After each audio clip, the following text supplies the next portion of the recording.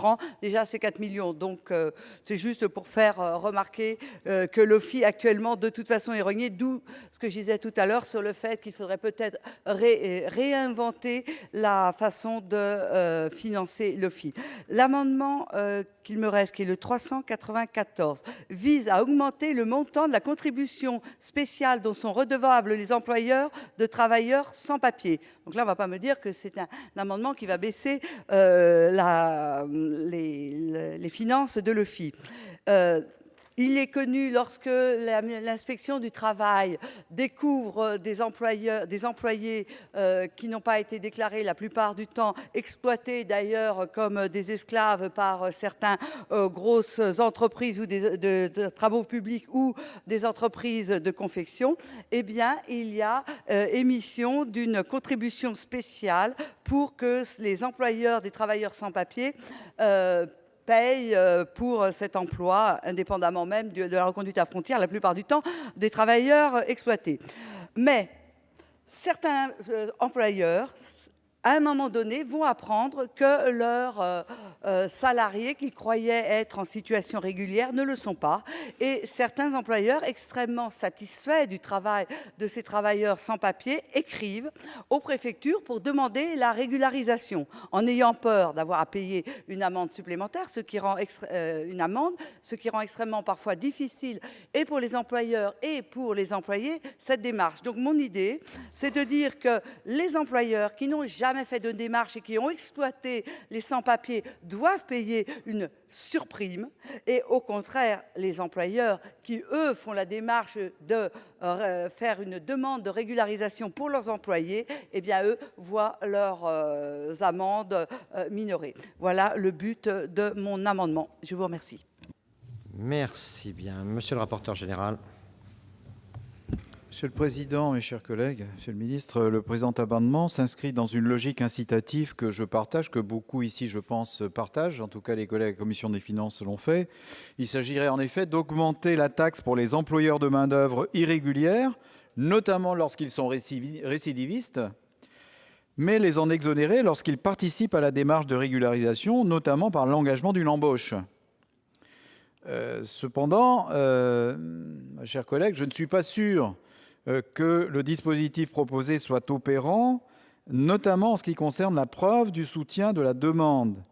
Et eu égard au problème d'inconstitutionnalité qui apparaît derrière cet amendement, la Commission des finances souhaite avoir l'avis du gouvernement, et si cet avis n'est pas favorable eu égard aux considérations constitutionnelles, à ce moment-là, je vous demanderai de le retirer. Alors, Monsieur le ministre, l'avis du gouvernement attendu par la Commission. C'est le 94, c'est ça? 94. Oui. Bien, mesdames, messieurs les sénateurs, les montants de la contribution spéciale prévue par le Code du travail ont déjà été quintuplés il y a 3 ans, atteignent désormais 17 450 € et 52 350 € en cas de réitération. Continuer à augmenter ces montants ne fera qu'accroître les difficultés déjà existantes en matière de recouvrement sans créer de recettes supplémentaires et se heurtera au principe de proportionnalité. Du fait de ces montants, le bouclier pénal mis en place à l'article L. 626-1 du Code de l'entrée et du séjour des étrangers pour la contribution réacheminement, qui prévoit que le montant total des sanctions pécuniaires pour l'emploi d'un étranger en situation de séjour irrégulier ne peut excéder le montant des sanctions pénales prévues par ailleurs, est d'ores et déjà saturé. Un amendement du gouvernement a déjà été voté l'an dernier pour abaisser les sanctions pécuniaires dans le cadre de la discussion budgétaire pour répondre aux critiques de non-proportionnalité émises par le Conseil d'État. La situation actuelle est donc un bon compromis. En ce qui concerne l'exonération des employeurs pouvant prouver leur soutien à la régularisation de leur employé, vous conviendrez qu'il est difficile de prévoir un régime de preuve adéquat. Le risque est bien d'ouvrir un nouveau champ de contentieux. Pour cette raison, nous ne sommes pas favorables. Le gouvernement n'est pas favorable, donc la Commission demande le retrait.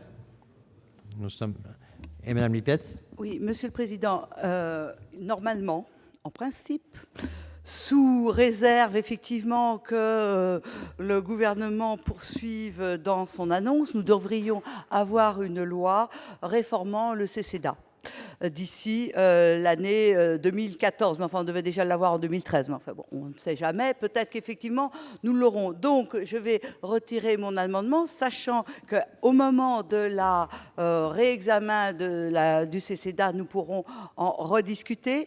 Mais je fais simplement remarquer que nous avons voté d'autres peines confiscatoires, notamment dans la loi sur la contrefaçon, et qu'il me paraît être quand même beaucoup plus grave d'exploiter des êtres humains que de contrefaire même des semences végétales ou même des sacs de luxe. Merci.